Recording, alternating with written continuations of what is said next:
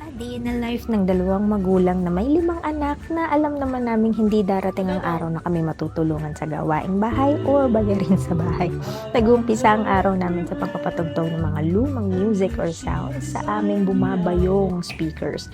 At syempre, napakain na namin ang aming mga aso ng kanilang sausage, which is their breakfast, kasi mamaya pa yung kanilang full meal nila, which is the dinner.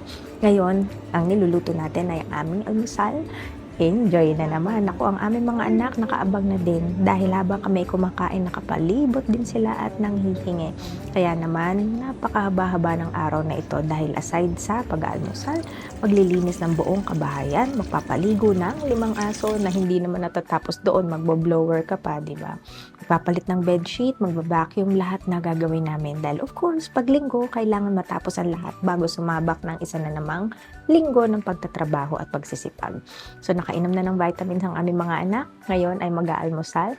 Lahat naman sila ay nakasakay din naman 5 po yan. So yung 2 ay nagtatago sa ilalim.